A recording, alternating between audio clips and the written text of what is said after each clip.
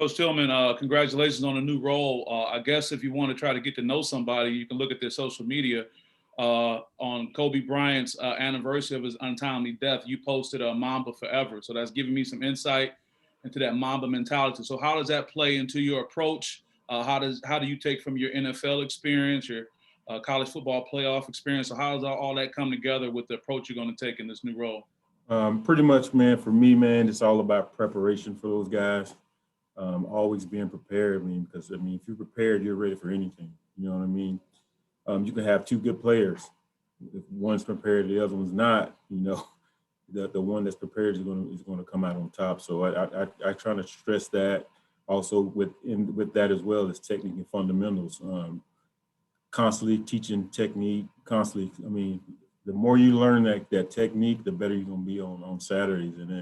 And that again goes back to good versus good. If you got two good players, they kind of cancel out. So once that technique takes over, you're going to win that battle. Sure. And a real quick follow-up, from your time playing at the highest level to now, what is it like coaching this athlete, the 2021 type athlete? The similarities, the differences, what do you find with that? It's probably a couple of differences just because there's so much more in the world now as far as distractions. There wasn't all this social media when I played and all that. So you have to kind of capture their minds once they get into the building and try to hold that. And hopefully, while they're here, they're picking up everything that you're teaching them, So that's pretty much the biggest difference. But they're all hungry just like we were, you know what I mean? It's just the whole distraction pieces makes it a little tougher for those guys in 21. Right. I appreciate that. Thank you. Yep. Next question is from Stephen Brooks with 24/7 Sports. Hey, Travares, nice to meet you. You as well. As much as this is meeting you. Excuse me, I'm curious about your role last year and really what that entailed and how much did that allow you to get to know these guys that you're now going to be coaching, maybe get to know Harlan Barnett. Just curious, when you're not one of those 10 on-field guys, what sort of your duties were, and again, just how much you're able to get to know these guys that you're now in charge of. I knew I had a good chance to meet the guys. I was always around them, Coach. I was in Coach Barnett's meetings all the time. So I heard him teach, and I was in there learning the defense as he was teaching, like I was one of the guys. So but obviously I can't coach, or I couldn't coach last year on or off the field. So it was good just to sit in and actually become a player myself. You know what I mean? But as far as the things that I did last year, I was pretty much breaking down pass game for opponents, and I would have my input in game planning as well, but that was basically it. Gotcha. I also wanted to ask you, in your bio on the website, it mentions that you helped the Georgia DBs once Coach Tucker had sort of moved on to Colorado. Was that a situation where like you were just the guy at that point and it was just up to you versus where you were pitching in before? And just how much was that experience sort of important, to your growth as a coach? It was great. Coach Tucker is my mentor. When I took the job at Georgia, he was the defensive coordinator there, and I was his grad assistant. So in doing that, he would like he wants to do now. All the DBs were in the room together, corners and safeties. But once we got on the practice field, he took the corners and I took the safeties. So it was kind of like a natural transition. I'd already been coaching those guys anyway, so it was pretty seamless, to tell you the truth. Thank you. Our next question is from Chris Solari with the Detroit Free Press. Travares, how much have you gotten to work with Harlan in the past year? And I guess, how do you guys envision that system working? Do you feel like it's going to work like you and Mel had previously done in terms of splitting it that way? Or I guess kind of give us maybe a little bit of glimpse into how the inner workings of that room changes now. Coach Barnett, he's the secondary coach and I'm the corners coach. He'll do the bulk of the install, as you would say, and I'll have my guys near me, and if I have certain points, during that meeting to make, I'll make them aloud, or I'll just pretty much direct any of my comments to the corners. So it's going to be smooth. Like I said, I was in Coach Barnett's room with him all year. He's a great coach. He's a great teacher. I learned a lot of, I've put some of the tools that he uses into my tool belt. So I'm grateful for continuing that relationship with Coach Barnett, and I think everything's going to work out fine. I think we're going to have a pretty good back end this year. And can you give us a little maybe thumbnail sketch of what you see right now? Obviously, Shakur's gone. I mean, from the rest of the personnel group that you guys have,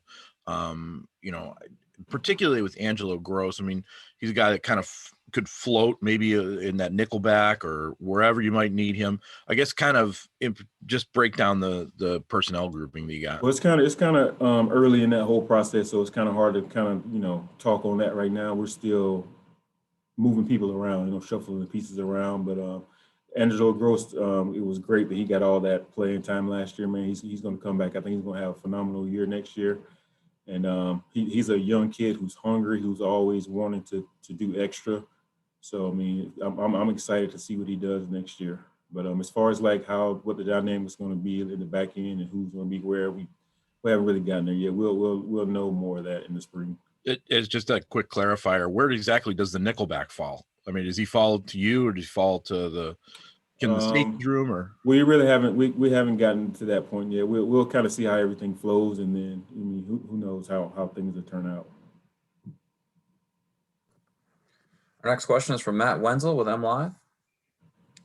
Hey, Travares. Obviously, you got the experience as a player, college, NFL. How much do you think that helps with, getting kids to buy in with what, you're coaching and just them, and also in recruiting and Right. having been there and done that and be able to, I guess, sell results is a way. It helps immensely. I mean, that's like I've been where they're trying to go. You know what I mean? So they kind of their ears tend to perk up when I'm talking, because they know I've been through the struggle that they're going through right now. I've been through, which they don't do 2-a-days, but I've been through 2-a-days, and all that hard work and all the meetings, late meetings. I've done all that. I've sweated. I've bled. I've done everything they've done. So, and I tell them right off the bat, I mean, I got really no sympathy for you, because I've done what you're doing, and they kind of respect that, and they look to me for guidance, and I'm there for them. They're there to give it to them. Thanks, Travares. Yep. Next question is from Jim Comparoni with Spartan Magazine. Hey, Travares, it's nice to meet you. Thanks for taking time out to do this.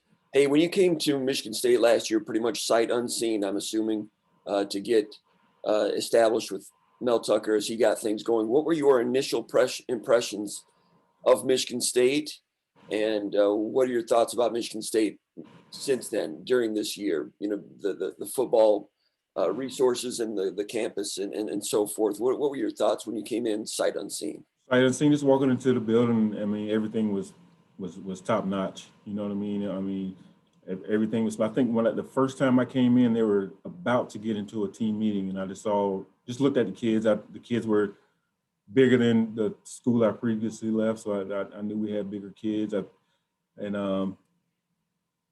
far as like, I hadn't really met all the coaches, so I can't really speak on the coaches yet. But now that I know them, man, we have a great staff. I think I saw one practice, because COVID really shut everything. As soon as I got here, COVID shut everything down. So I was probably in the facility for 2 days at the most. But they had some workouts out in the indoor, man. I just saw how the kids work. They seemed like they were all dialed in. It was like, they were where their feet were, if you can understand what I'm saying. So I like the hungriness of this team, and I think this team is going to be really good. How excited are you to get working with this group of corners now in a non-field role, expanded role? What does it feel like to you? I'm excited, man. I was itching to get back on the field. I went home, to Colorado, where my family still is currently, man.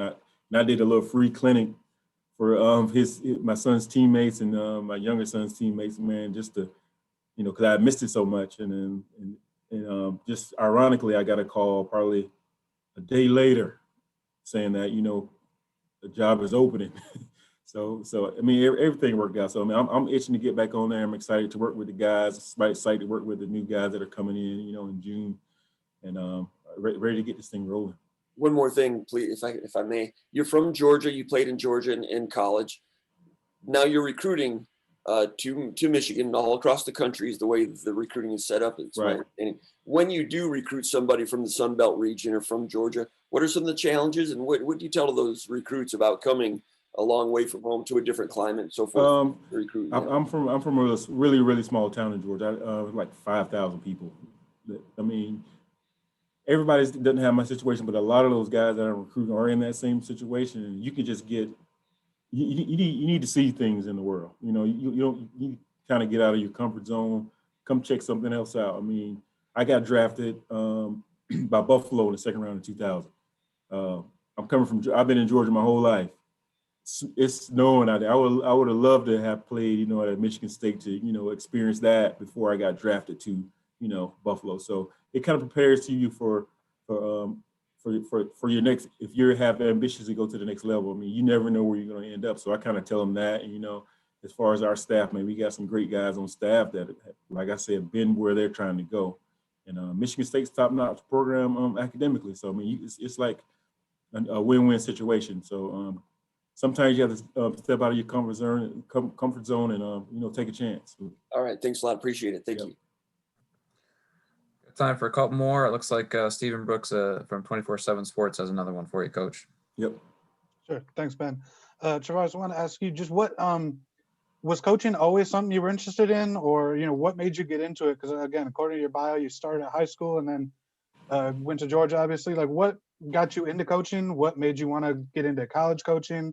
Was that always something you were interested in, or how did that all develop? It probably came into light probably my last year in Miami. I knew my time was about to be up, and I still wanted to be around the game. You know what I mean? I thought I had a lot that I could, you know, give to a kid. I have a lot of experience on and off the field. You know, I can relate to those kids. So that was kind of like a natural transition, and I wanted to go. I truly wanted to do that track from high school through. You know what I mean? Almost like I wanted to earn my stripes. If you know what I'm saying? So. Luckily, I was able to do that. I was able to go coach actually with my high school coach. Great guy, Mark Stroud, at Calvary Day in Savannah. So I learned a lot from him. He's a man of faith, and I just, you know, I kind of just soaked in everything that he was doing, and it's kind of, you know, grew in me, and I've kind of taken things from everybody I've worked with. At that point, did you think that would just sort of be it, or did you have eyes on going to college or a higher No, level? I always knew I wanted to get to a next level. Okay. Because sometimes in high school it kind of gets redundant a little bit. The competition is not as good, especially if you the team I was coaching on was a pretty good little team. So we were winning by a lot of points. So it didn't have the same excitement, you know, that college and the NFL had. So I was ready to move up to another level. Gotcha. And then just one more thing, if I could, really quick. You mentioned getting a call about the spot being open. Is that a situation where Mel just says you want it or not, or did you go through a formal or semi-formal interview process? I went through a formal interview process. Okay. I mean, because Coach Hazelton has, you know, it's not just Coach Tucker. Coach Hazelton, he's the defensive coordinator. He needs to know too. So I went through the normal channels of interviewing. I mean, I got to show him, you know, how I teach and, you know, my coach philosophy and all that stuff. So it was great, and I'm glad I did it. I mean, because I think now he knows he has the right guy on staff with him. Got it. Thank you. Looks like we have one more question for you, Coach, from Chris Solar, the Detroit Free Press. Chris? Yeah, when you mentioned about when your time in Miami, you played with Rondale Hill there, correct? Correct. Yep. How much have you talked with Ronaldo? I mean, this is obviously a spot that, you know, before he made his ascent. I mean, this is a spot that he had an eye on at one point. I guess, what have you guys talked about with getting that job, and what to kind of expect from just the Michigan State community? I mean, we really hadn't been like long conversations. Been more text. I mean, as soon as he found out I had the job, he sent me a text. I mean, because we always talk. I always talk ball with him. You know what I mean? So he congratulated me. I'm sure he'll, you know, we'll talk more about the whole Michigan State traditions and all that. But really, right now we've just been talking ball. And, you know, he's in the NFL, so he's got questions about people I've coached in the past. You know, just trying to get a bead as far as their NFL selections, draft selections, and all that. But Ronaldo is a great dude. We had a great time in Miami together, and it was great playing alongside him.